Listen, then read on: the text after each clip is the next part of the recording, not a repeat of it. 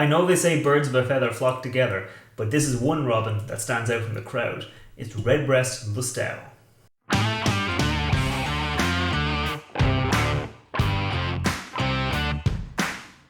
Welcome to Drown Fine Whisky. My name is Matt, and like I said, today I'm looking at Redbreast Lustau.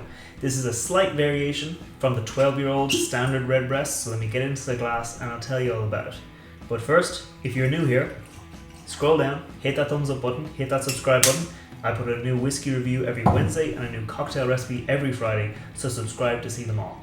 Like I said, this is a kind of a variation on the Redbreast 12. So the Redbreast 12 is a 12-year-old single pot still whiskey, single pot still being the style of whiskey that's unique to Ireland, made of a mix of malted and unmalted barley, but this is a slight different version of that. The Redbreast 12 is aged in bourbon barrels and finished in sherry casks, and this is aged in bourbon barrels and sherry casks. But for this variation, they've sourced the sherry barrels from the Bodegas Lustau, hence the Lustau edition. Now, I've not had a Lustau sherry to compare it to an Oloroso sherry, so I can't tell you the difference, but from looking it up, I understand that the Lustau sherry has more of those nutty notes they associate with a sherry as opposed to maybe more of those dried fruit notes. Now, this is a no-age statement whiskey, but from what I've been able to find by looking it up, the youngest whiskey that goes into this is a 9-year-old whiskey.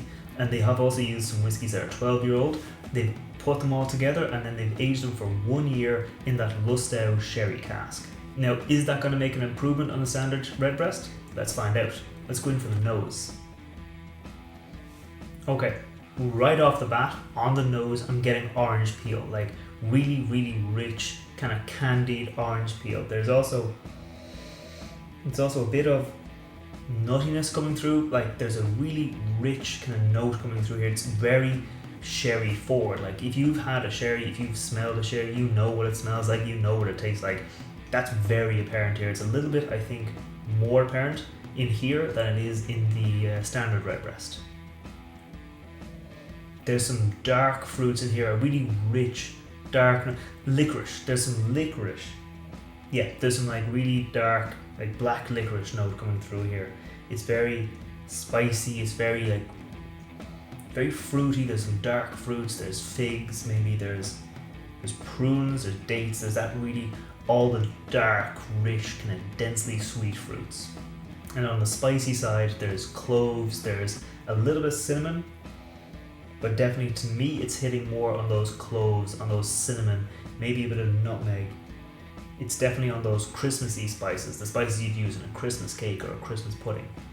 And I'm not getting a huge amount of toasted oak, there's a bit of smoke in there, there's a bit of kind of spiciness, that tannic note in there, but there's not a huge amount of those kind of toasted oak notes. So let's go in for the palate.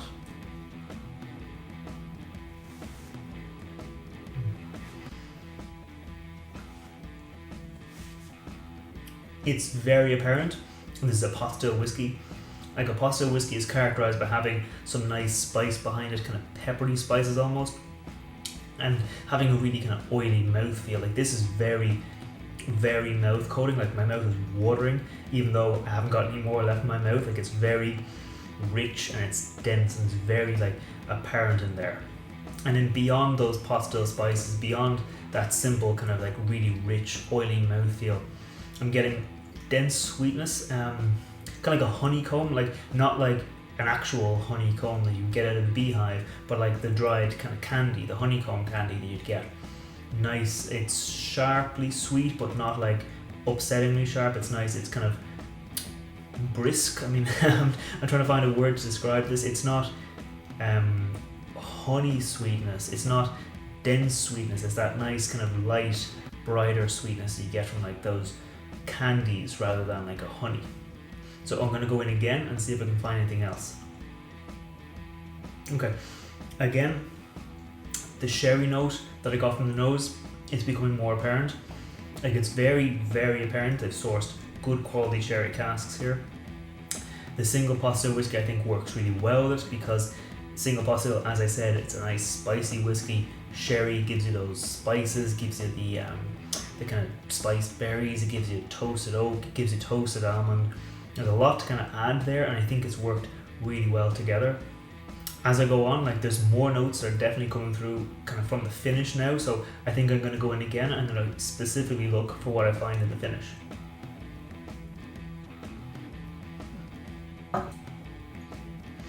Okay, on the finish, the spiciness does hang around.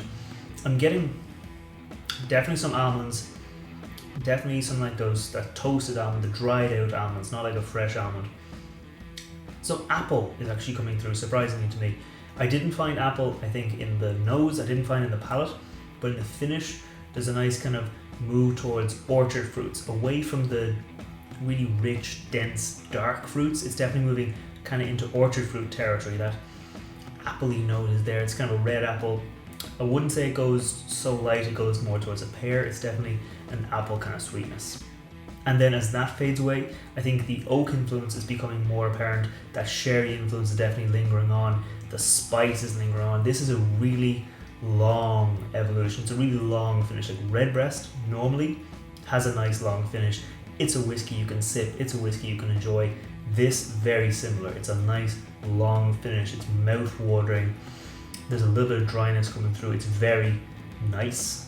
This whiskey is, I think, about €10 more expensive than the standard Redbreast. Now, your mileage may vary depending on the part of the world you're in. It might be more expensive, it might be less expensive, but I think this is a nice whiskey. It's just a step to the side of that standard Redbreast. I'm very, very familiar with standard Redbreast.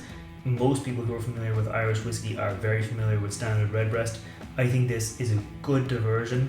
I mean, Redbreast have a cask strength, they have a 15-year-old, they have a 20-year-old, they come out with dream casks, there's a 27-year-old. There's loads of whiskies in the Redbreast family, but this is the one I think that really highlights the sherry component, because Redbreast is a whiskey that starts off good, like they use a good single pot still whiskey, but I think it's the sherry cask that really elevates Redbreast into something different, into something that you really want to enjoy.